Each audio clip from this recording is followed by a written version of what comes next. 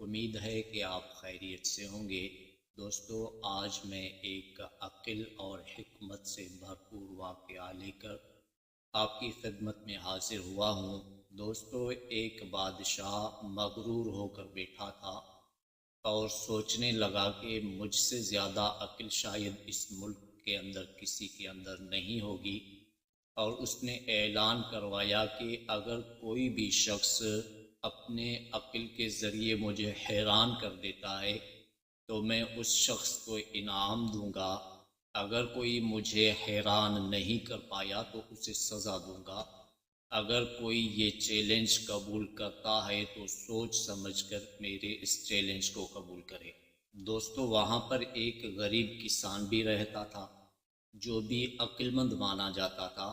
کسان نے سوچا کہ کیوں نہ میں اس چیلنج کو قبول کر لوں اور کامیاب ہو جاؤں، تو یہ سوچ کر وہ بادشاہ کے بارگاہ میں حاضر ہوا اور آ کر کہنے لگا کہ بادشاہ، مجھے آپ کا چیلنج قبول ہے، لیکن آپ کو حیران کرنے کے لیے میں 3 سوالات پوچھوں گا جن کے جوابات آپ کو دینے ہوں گے، اور اگر آپ کے جوابات مطمئن کن ہوئے تو میں مجرم ٹھہروں گا، آپ مجھے بھلے سزا دے دینا، اور اگر میرے جوابات مطمئن کن ہوئے یا حیران ہوئے تو آپ مجھے انعامات دیں گے۔ بادشاہ مغروری کے عالم میں سوچنے لگا کہ میں نے سوچا کہ کوئی بڑا عالم ہوگا یا کوئی بڑا عقل مند ہوگا جو میرے اس چیلنج کو قبول کرے گا، لیکن یہ کیا ہوا، ایک کسان اٹھا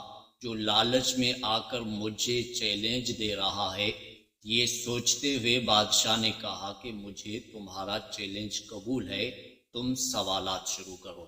کسان نے پہلا سوال کرتے ہوئے بادشاہ سے پوچھا کہ بادشاہ سلامت، آپ بتائیے کہ سب سے عجیب ترین چیز کیا ہے؟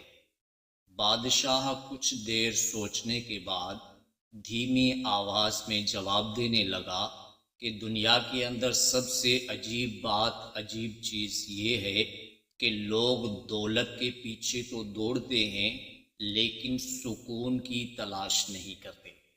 کسان مسکرایا اور کہنے لگا کہ حضور، بات تو بالکل درست ہے لیکن اتنی عجیب نہیں ہے۔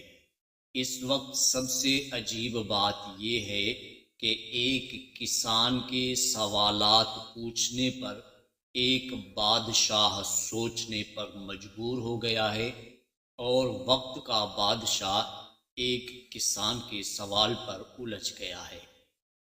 جب کسان کے اس جواب کو لوگوں نے سنا تو بھرے ہوئے دربار سے قہقوں کی آواز آنے لگی، جن کو بادشاہ نے خاموش کراتے ہوئے کسان سے کہا کہ آپ دوسرا سوال پوچھیے۔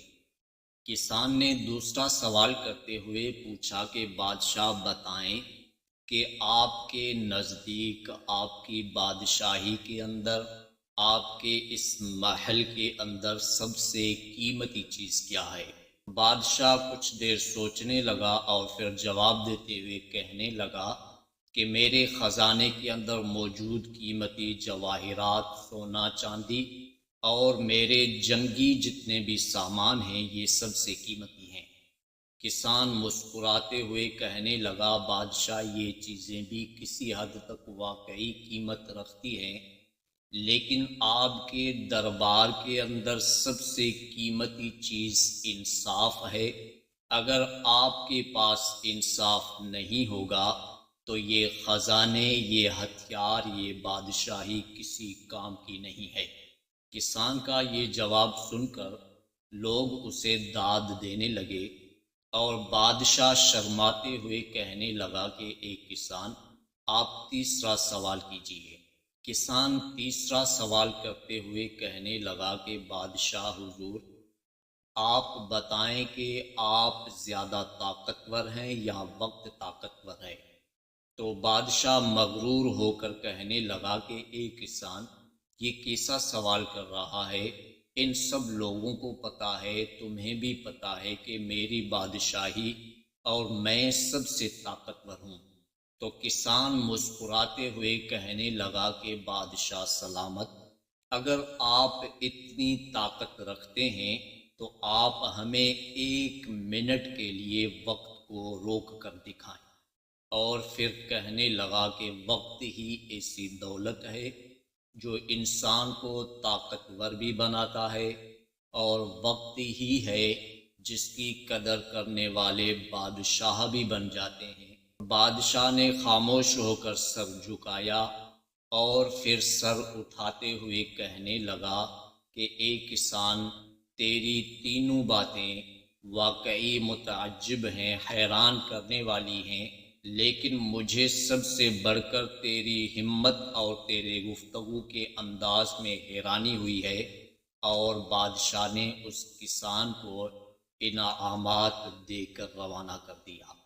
دوستو، واقعی میں عقل، علم اور حکمت عملی یہ ایسی چیزیں ہیں جو دولت اور طاقت سے بہت زیادہ مضبوط ہیں اور زیادہ اہمیت رکھتی ہیں۔ ہمیں بھی اپنے وقت کی قدر کرنی چاہیے۔ اللہ نے جو غنیمت میں زندگی اور وقت دیے ہیں، ان کو ہم حاضر دماغی اور حکمت عملی سے بہتر بنانے کی کوشش کریں۔ اگر آپ کو میری باتیں اچھی لگی ہوں تو ویڈیو کو لائک کر دیں، کامنٹس کریں، اور چینل کو سبسکرائب نہیں کیا تو سبسکرائب کر دیں۔ اللہ تعالی ہمیں حکمت عملی والا علم حاصل کرنے کی توفیق عطا فرمائے۔ السلام علیکم۔